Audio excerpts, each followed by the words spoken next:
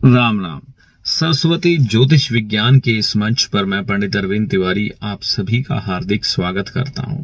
पितृपक्ष इस समय शुरू होने में कुछ घंटे ही शेष हैं, तो ये वीडियो आपके लिए मैंने विशेष तौर पर बनाई है। 100 तरह की बातें नहीं करूंगा पितृपक्ष को लेकर। पहले तो ये समझ लीजिए पितृ है क्या। पितृ हमारे वो पूर्वज हैं जो हमारे खानदान में उत्पन्न हुए और उनकी मृत्यु के बाद वह पितर बन गए।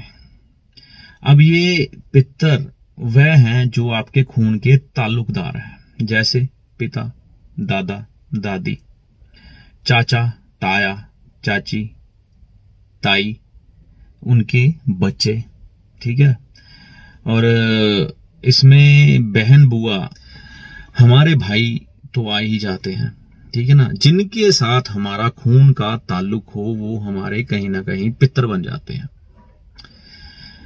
तो इंसानी जीवन में इंसान का पितरों के साथ जो संबंध है ना, यानी कि हमारे जो रिश्ते हैं, ये ग्रहों के इर्द गिर्द ही घूमते हैं। जैसे दादा हमारे बृहस्पति हैं, सूर्य हमारे पिता है, माता हमारी चंद्र है, बहन भाई हमारा मंगल है, बेटा हमारा केतु है, ठीक है। तो ऐसे पितर बनते हैं। चाचा हमारा, ताया हमारा शनि महाराज के इर्द गिर्द आ जाते हैं। तो इतने ग्रह हमारे आजू बाजू घूमते हैं, यानी कि जो ग्रह आकाश में है, ब्रह्मांड में है, वही हमारे घर में भी है। तो इंसान का कोई ना कोई ग्रह तो जीवन में खराब रहता ही है। तो उसी खराबी के कारण जो ग्रह हमारा खराब है, उस रिश्तेदार के मुतलका भी हमारे संबंध खराब हो जाते हैं। और उन्हीं खराब संबंधों के कारण हमारा वह ग्रह पितर ऋण या पितर दोष का कारण बन जाता है, जो तकलीफ बन के हमारे जीवन में उभरता है और हमारी जिंदगी को संघर्षपूर्ण, कलहपूर्ण, दरिद्रपूर्ण बना देता है। यानी कि हमारे जीवन में सुखों की कमी और दुखों की बढ़ोतरी, खुशी की कमी, गम की बढ़ोतरी होने लग पड़ती है। हमारे बनते हुए काम बिगड़ जाते हैं। जीवन में तरक्की नाम की कोई चीज नहीं आ पाती। लेकिन इंसान अज्ञानता पूर्वक इन चीजों को जान नहीं पाता, खास तौर पर हमारी युवा पीढ़ी, ठीक है, क्योंकि वह इन बातों को गलत मानते हैं, ढकेलूसी मानते हैं, जिसके वशीभूत होकर हमारे इन बच्चों के जो माता पिता थे, धीरे धीरे इन चीजों से वो भी पीछे हटते चले गए। क्योंकि झंझट है इन कामों को करने में। कौन बनाकर खीर दे के आए, कौन ब्राह्मण को दान करे, कौन गरीबों को दान करे, कौन जाके गाय को चारा डाल के आए। तो हर कोई अपने जीवन में आराम चाहता है, मतलब इन झंझटों से छूटना चाहता है। तो उनको कुछ कुछ बात इन बच्चों की ठीक लगी, तो बच्चे भी सुपर बॉन्ड बन गए, जेम्स बॉन्ड। ला, हमने बोला था ना, ऐसा ही होता है। तो उसके बाद जो उनके पटाखे बोले ना, पंजाबी भाषा में आ जाता हूं, पटाखे बोले कई परिवारों के, कईयों के बोलेंगे, क्योंकि जो ये चीजें छोड़ चुके हैं ना, ठीक है, समृद्धि है आज आपके घर में, लेकिन आपके बुजुर्गों की बदौलत जैसे जैसे ही वो एनर्जी खत्म होगी, आप दरिद्र बनने के लिए तैयार रहिए। क्योंकि हर एक इंसान को अपने कल्चर के अकॉर्डिंग चलना पड़ेगा। और जितना काम सनातन सभ्यता में कल्चर पर हुआ है, नेचर के साथ तारतम्य ही तो है, और क्या है। तो जितना हमने बारीकी से इसको समझा, कोई नहीं समझ पाया। इसलिए भारत को सोने की चिड़िया, आध्यात्मिक देश कहा जाता था, ना कि ऐसा देश जहां भोग भोगे जाते थे। पृथ्वी पर भी देवताओं ने जब अवतार लिए तो भारत की भूमि को चुना। ये धरती वह धरती है जो आपको सुख प्रदान करती है, जीवन के सच्चे अर्थ बताती है। जीवन को किस ढंग से तारतम्य में बिठाकर चलना है वो बताती है, सिंपल साधारण से नियम है। तो कहने का मतलब ये है कि उन चीजों को जब हम ठीक नहीं कर पाएंगे, नेचर के साथ तारतम्य नहीं बिठाएंगे, कुछ नहीं होने वाला, समृद्धियां दूर हो जाएंगी। तो श्राद्ध पक्ष एक बेहतरीन मौका होता है। पितर पहले तो एक बात समझ लीजिए, जो हमारे पितर है ना, ये राहु ग्रह के अधीन आते हैं। ये शरीर छोड़ चुकी वह आत्माएं हैं जो किसी ना किसी तरीके से हमारे बंधन हैं परिवार के साथ, हमारे परिवार के साथ, वो तभी हमारे पितर बनेंगे ना जितनी देर तक उनका बंधन हमारे साथ जुड़ा है। वो मुक्त नहीं हो पाए, वो फंसे हुए हैं अभी। तो जब तक उनको हम लिंक करके पूरी तरह तोड़ नहीं देंगे, तब तक पितर श्राप बन के आपके इर्द गिर्द घूमेंगे और एक रिफ्रेश का जो बटन आपकी जिंदगी में, आपके खानदान में, आपके कुल में लगना चाहिए था, वो नहीं लगेगा।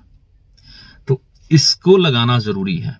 तो इसको लगाने का एक बेहतरीन मौका जो है वो पितृपक्ष है, क्योंकि हम राहु के समय में प्रवेश कर जाते हैं इस समय।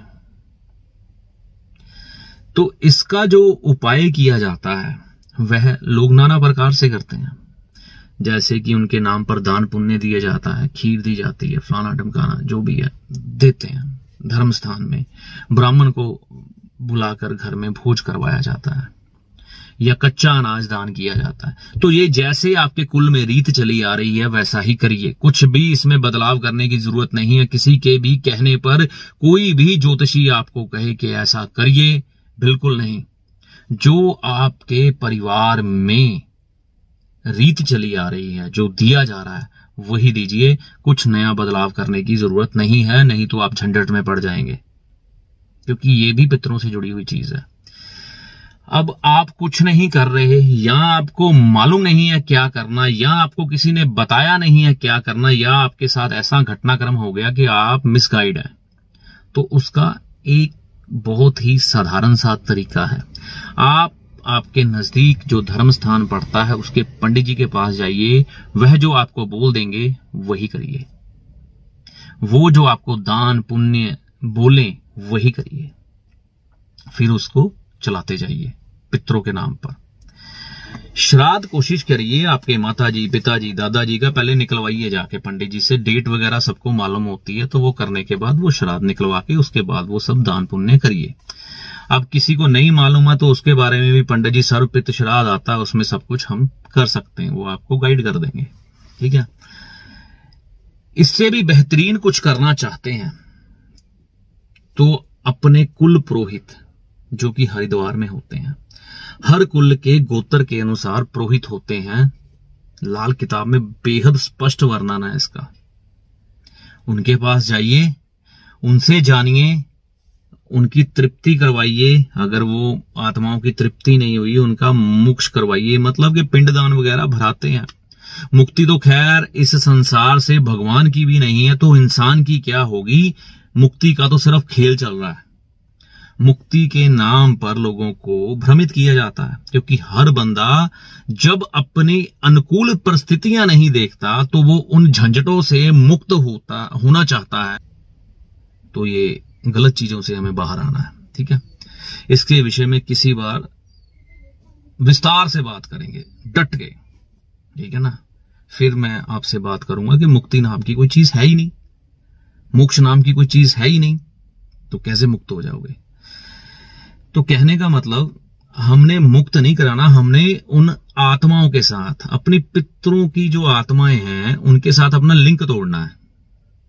ये वैसे ही है जैसे हम आज किसी मकान में रह रहे हैं, कल हमने वो मकान बेच दिया या किसी ने खरीद लिया, तो उसको तोड़ने के लिए रजिस्ट्री की जाती है कि आपका नाम यहां पर खत्म हो गया, अब ये मकान उसका है, वो यहां आकर रहेगा। तो क्या वो ताउम्र आपका ही मकान रहेगा? नहीं, उसका नाम, उसका तब्दील नामा हो गया, उसकी रजिस्ट्री हो गई, उसकी इंतकाल हो गई, फर्द किसी और के नाम पर चली गई, आपका था। ऐसे ही हमारे पितर हैं, वो हमारे साथ जुड़े रहते हैं जितनी देर तक हम उनके साथ लिंक नहीं तोड़ते। वो लिंक तोड़ते हैं दान पुण्य से, वह लिंक तोड़ते हैं कुल पुरोहितों के माध्यम से। और जब वो टूटता है हमारे साथ उनका लेना देना खत्म हो जाता है, तो फिर जीरो बैलेंस से जिंदगी स्टार्ट होती है। इसे कहते हैं, इस जीरो बैलेंस पे आने के लिए पितृ पक्ष सबसे बेहतरीन समय होता है, लेकिन छोड़ दिया। तो अपने कुल पुरोहित के पास जाकर हरिद्वार में, बनारस में, या जहां भी आपका कुल पुरोहित है उनके पास जाइए, उनको दान पुण्य जो आपके पूर्वज करते रहे हैं उनको करिए। अगर आपके पूर्वज नहीं करते रहे, आपको नहीं मालूम क्या करना है, कुल पुरोहित के पास जाइए, वो जो आपको दिशा निर्देश दे वो करिए। या किसी विद्वान ब्राह्मण के पास जो कि कर्मकांडी हो, धर्म स्थान पे बैठा हो, उसके मार्गदर्शन में वो जो आपको बोले वह करिए। और अपने विवेक का इस्तेमाल करने के बाद इन चीजों पर चलिए। आपके जीवन में उसके बाद जो समृद्धि आएगी वह बेहद सुखद समय लेके आएगी। सच्चाई यही है। बाकी ये कर लो, वो कर लो, ये टोटका फलाना टोटका, ठीक है ना, नहीं, ये दान कर दो, किसी के कहने पर दान नहीं करना। मेरा तो यही मत है। आपको जो माध्यम सही है वही बताया। हजम कर सकते हो तो ठीक है, नहीं तो फिर सारी सृष्टि खुली है, जहां मर्जी जो दिल करता है करो। हमें कोई फर्क नहीं पड़ता, क्योंकि हर इंसान अपनी जिंदगी, अपने अच्छे बुरे का खुद जिम्मेवार है। सच बोलने वालों को थोड़ी कठिनाई तो आती है, सच पे चलने में थोड़ी कठिनाई तो आती है, लेकिन जब हम अपने सारे रिचुअल्स, अपने सारे रिवाज, हमारी सारी रीतियां तोड़ देते हैं तो फिर बहुत आनंद है तत्काल समय के लिए, लेकिन भविष्य बहुत बुरा होता है, आपका भी, आपके परिवार का भी, आपकी आने वाली संतान का भी। तो बड़ा सरल सा माध्यम है। अपने धर्म स्थान अगर आप जा सकते हैं, जैसे हरिद्वार में कुल पुरोहित बैठे हैं, उनके पास जाइए, दान पुण्य करिए, पिंड दान करिए, जो उनके मार्गदर्शन में वो कहते हैं वो करिए पितृपक्ष में, ना कि उनके नुक्स निकाल के आइए। आपका जो समर्थ है आप दे दीजिए, नहीं दे सकते तो हाथ जोड़ के आ जाइए और परमात्मा से कहिए मुझे इतना काबिल बनाओ कि मैं अपने पितरों की मुक्ति करा सकूं। महंगाई दर सरकार धीरे धीरे बढ़ाती है, तो ऐसे ही बस दुनिया का सारा चक्कर चलता है और चलता रहेगा। हर बंदा अपनी इनकम बढ़ाने के लिए तो जा रहा है, अपने आप को बढ़ाने के लिए, अप करने के लिए तो प्रयास है। तो ऐसा ही आगे भी मिलते हैं, चाहे वो ब्राह्मण है, चाहे वो कुल पुरोहित है, चाहे कोई भी है, हर किसी की कामनाएं हैं। तो जितनी जायज है वो कर दीजिए। जो नहीं कर सकते हाथ जोड़ के क्षमा मांग के वापस आ जाइए, मैं अभी इतना लायक नहीं हूं, जब हो जाऊंगा आपके पास आ जाऊंगा। ना कि उनको कोस के आइए, उल्टा पितृदोष और चढ़ा के आ जाएंगे। तो जितना समर्थ है वो कर दीजिए, नहीं तो वैसे ही दान करके आ जाइए। तो इसको करने से आपका भविष्य बेहतरीन तौर पर तैयार होगा। मेरी तो यही राय। मैं नहीं करता पितृदोष की पूजा, ना ही मुझे कहना किसी ने। अपने अपने ठिकाने पे जाओ, जो सही जगह है वहां पर पहुंचो, वहां पर करवाओ, मेरे कहने पे नहीं जाना। और मेरी हिम्मत नहीं है मैं आपके पितरों के साथ कोई छेड़खानी कर सकूं, ठीक है। ये सही और सटीक जानकारी थी जो आपकी जिंदगी को सुखद बना सकती है। समय बेहतरीन है। पितृपक्ष जो कि तकरीबन आज 8 तारीख है, 9 तारीख पूर्णिमा से शुरू हो जाएगा और अमावस शायद 24 तारीख तक चलेगा। तो 15 दिनों में अभी अपने पुरोहित के पास जाकर समय निकलवाइए, पंडित जी के पास। आपके पिता का कौन सा श्राद्ध था उस समय पर अपने पुरोहित के पास पहुंचिए, या अमावस जो पितृपक्ष की आएगी वहां पर भी आप अपने पिंड भरवा सकते हैं। बाकी जो दान कहे गए हैं आपके परिवार में, जो आपके परिवारजनों के अलावा या पुरोहित जी के सानिध्य में, वो करिए और जीवन को सुखद बनाने की राह पर पहला कदम बढ़ा दीजिए। ऐसी आशा करता हूं ये वीडियो आपके लिए लाभदायक सिद्ध होगा। वीडियो अच्छा लगे तो इसे लाइक व शेयर करें, कमेंट करें। वीडियो पर नए हैं चैनल पर तो इसे सब्सक्राइब करें, नोटिफिकेशन को ऑल पे सेट करें ताकि हमारे आने वाले हर वीडियो की जानकारी सबसे पहले आपको मिले। अगली वीडियो तक के लिए जय माता दी।